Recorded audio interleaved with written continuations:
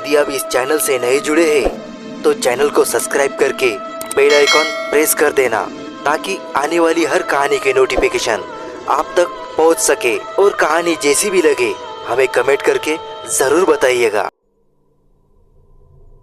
दिसंबर का महीना था। हाड़ कपाने वाली बर्फीली हवाएं चल रही थी। रात के लगभग 11 बजे मैं अपनी पत्नी के साथ रेलवे स्टेशन के प्लेटफॉर्म पर बैठा था। यात्रियों की भीड़-भाड़ भी बर्फीली हवाओं के प्रकोप को नहीं रोक पा रही थी। हमारी ट्रेन आने में लगभग 1 घंटे का समय बाकी था।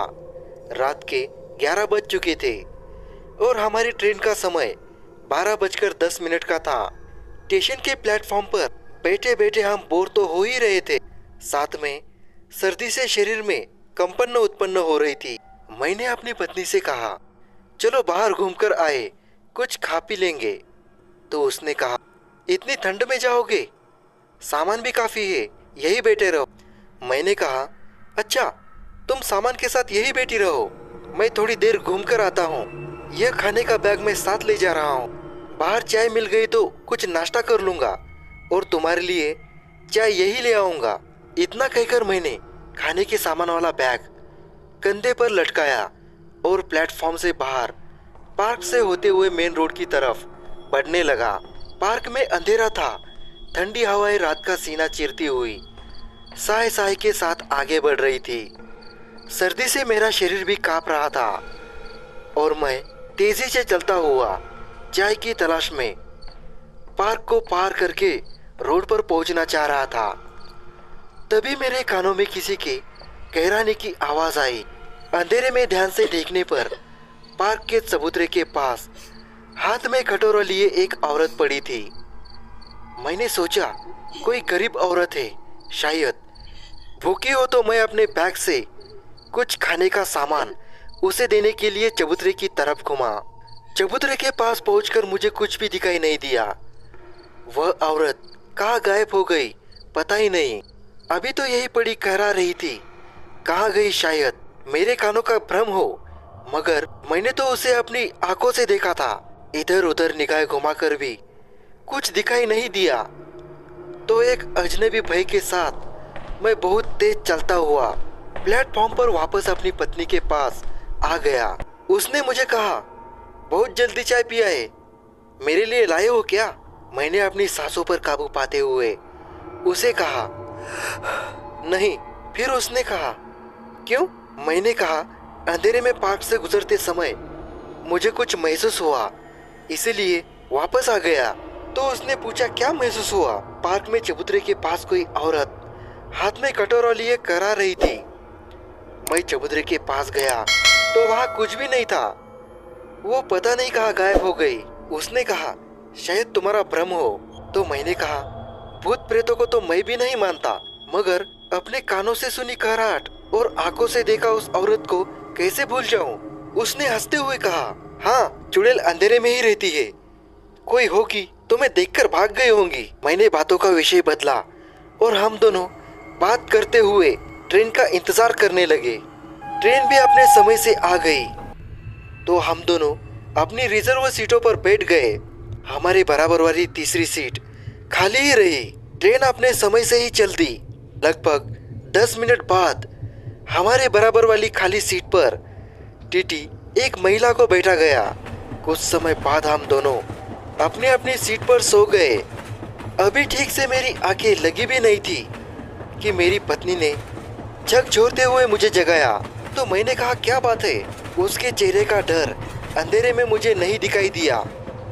उसने कहा, बात तो कुछ नहीं है, पर कुछ घुंघरू बजने जैसी आवाज सुनाई दी थी। मैं हालत छोड़कर जग गया और उसके पास ही सीट पर बैठ गया। हमारे बराबर में बैठी महिला किसी मूर्ति की भांति बैठी रही। उसके शरीर पर इतनी ठंड में भी गर्म कपड़े नहीं थे और नहीं वो ठंड का एहसास कर रही थी। वो बिना हिले डुले स्थिर बैठी थी। रात के लगभग 1 बजे का समय होगा। ट्रेन अपनी तीव्र गति से पटरियों पर दौड़ रही थी। सभी यात्री अपनी अपनी सीट पर लाइट बुझाकर नींद में मग्न थे। पूरी बोगी में अंधेरा था। सिर्फ टॉयलेट के बाहर की लाइट बोगी के गेट पर जल रही थी, जिससे गेट साफ दिखाई दे रहा था। हम दोनों भय से ग्रसित लोई लपेटकर बैठे थे। तभी सीट के नीचे से घुंघरू खनकने की आवाज आई तो मेरे कान भी खड़े हो गए और पत्नी तुरंत घबरा कर बोली, आवाज सुनी तुमने? मैंने कहा हाँ सुनी। कहते हुए मैंने मोबाइल की टॉर्च जलाकर सीट के नीचे देखा, मगर वहाँ कुछ भी नहीं था। सिर्फ एक खाने का पैकेट खाली पड़ा था और उसमें से एक चूहा निकलकर भाग गया। पूरी तरह संतुष्ट होकर हम दोबारा सीट पर बैठ गए, मगर भय का बीज मन में अंकुरित हो गया था। एक अनजान डर को हृदय में समेटे हुए हम डर डर कर किसी तरह रात काटने की कोशिश कर रहे थे। तभी हमारे बराबर में बैठी महिला एकाएक एक झटके से खड़ी हुई और कुछ अजीब अंदाज से चलती हुई बोगी के गेट पर पहुंच गई। मेरी निगाहें बराबर उसका पीछा कर रही थी। गेट पर जल रहे बल्ब में उसका भयावह चेहरा साफ दिखाई देने लगा। बिखरे हुए बाल, बाहर निकले हुए दांत और उसकी लाल लाल आंखें डरावनी लग रही थी। ये देखकर मेरी पत्नी घबरा गई। वो डर से थर थर कांप रही थी। मैं भी डर गया था, मगर बेबस था। गेट पर पहुंचते ही उस महिला ने एक अजीब अट्टास के साथ अपने चेहरे को गेट से रगड़ डाला। रक्त के फुहारों के साथ उसके चेहरे पर मांस भी लटकने लगा। बोगी का पूरा गेट रक्त रंजित हो गया। यह सब नजारा देखकर भय से हम दोनों की एक साथ चीख निकल गई। झटपट मैंने अपने कैबिन की लाइट जला दी। लाइट जलते ही उस महिला ने तुरंत ट्रेन से बाहर छलांग लगा दी। रात के लगभग 2 बज चुके थे। हमारे चीख पुकार सुनकर अन्य यात्री भी जागकर हमारी तरफ भागे। सभी एक साथ पूछने लगे, क्या हुआ, क्यों चिल्ला रहे हो? मैंने उन्हें पूरी घटना सुनाई। भाई साहब, डिब्बे में कोई चुड़ैल है। वो 2 घंटे से हमारे बराबर वाली सीट पर बैठी थी। उसके चेहरे पर मांस के लोतड़े लटक रहे थे और उनमें से खून भी बह रहा था। उसने अभी अभी ट्रेन से बाहर छलांग लगा दी है। साक्ष्य के लिए रक्त रंजित गेट दिखाने के लिए उन्हें गेट पर ले आया, मगर ये क्या, गेट तो पूरी तरह साफ था। कहीं भी कोई खून का धब्बा नहीं था। सब लोग बोल रहे थे, कहाँ है यहाँ खून? तुम्हें कोई गलत फहमी हुई है। खामखा सभी की नींद खराब कर दी। जाओ अपनी सीट पर जाके सो जाओ। मैंने कहा, नहीं भाई साहब, सब कुछ मैंने अपनी आंखों से देखा है। वो कहने लगे, ये तुम्हारी आंखों का भ्रम हो गया होगा या दिमाग का कोई रोग। जाकर डॉक्टर से अपना इलाज करवा लेना। मैं उनको बोलता रहा, नहीं भाई, मैं सच कह रहा हूँ। मेरी पत्नी से पूछ लो, उसने भी सब कुछ देखा है। उन्होंने हमारी बात का यकीन नहीं किया और कहा, हाँ, हम यहाँ सभी इसी बात की तो तफ्तीश कर रहे हैं कि तुमने क्या देखा है। सबकी रात खराब कर दी तुम दोनों ने। चुपचाप सोने दो। अब मैं रोता हुआ कह रहा था, अरे भाई, मैं झूठ नहीं बोल रहा हूँ। मैंने सब कुछ अपनी आंखों से देखा है। फिर भी वो कहने लगे, तुमने तो अपनी आंखों से देखा और हमें बेवकूफ समझ रहे हो। तभी बोगी के दूसरे गेट पर भयानक अट्टहास गूंजने लगी।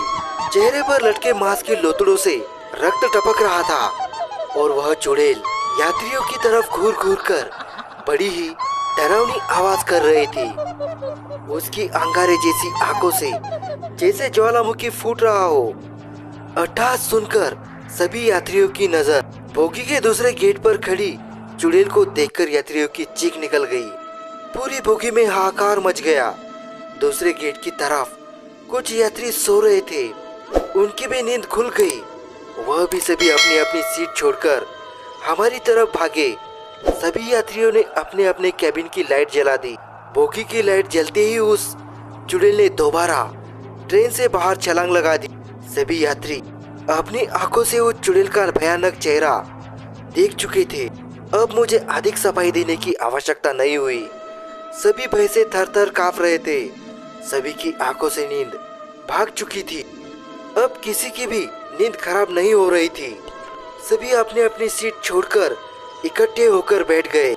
किसी ने भी दूसरे गेट पर जाकर खून के धब्बे देखने की कोशिश नहीं की। बोगी की चुड़ैल को वह भी अपनी आंखों से देख चुके थे। सबकी हिम्मत जवाब दे चुकी थी। इस बार तो बला टल गई, मगर चुड़ैल के दोबारा आने का डर सभी को चिंतित कर रहा था। पता नहीं वह चुड़ैल कब हमला कर दे। भोगी में हनुमान चालीसा का पाठ होने लगा। लोग मन्नतें मांगने लगे, हे बजरंगबली, कैसे भी सुबह तक बचा लो। सवा मनी चढ़ाऊंगा, मैं आपके मंदिर में घंटा चढ़ाऊंगा। कोई कह रहा था मैं मंगल को चोला चढ़ाऊंगा, तो किसी ने भंडारा करने का वादा कर दिया। भजन कीर्तन व हनुमान चालीसा का पाठ करते करते किसी तरह बची हुई रात भी सुरक्षित निकल गई। और निकलती भी कैसे नहीं। भूत प्रेत तो बजरंगबली के नाम से ही डर जाते हैं। सबके ऊपर बजरंगबली की कृपा बरसी और सुबह की किरणें नया जीवन लेकर खिड़की के रास्ते भोगी में आने लगी। सूर्य देव की किरणों ने नई जीवन का संचार कर दिया। तो मैंने अपनी सीट के नीचे पड़ा खाने का खाली पैकेट बाहर खींचकर देखा तो मुझे बड़ा आश्चर्य हुआ। उस पैकेट में घुंघरू लगे हुए थे।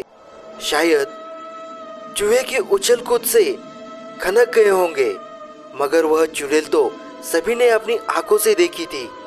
उस घटना को कैसे झुठलाया जा सकता था। मगर आप भी हनुमान जी को मानते हैं तो कमेंट में बजरंगबली की जय जरूर लिखें और चैनल पे नए हो तो सब्सक्राइब जरूर कर देना। हमारी और भी डरावनी कहानियां सुनने के लिए स्क्रीन पे जो वीडियो दिख रहा है उसे क्लिक कीजिए।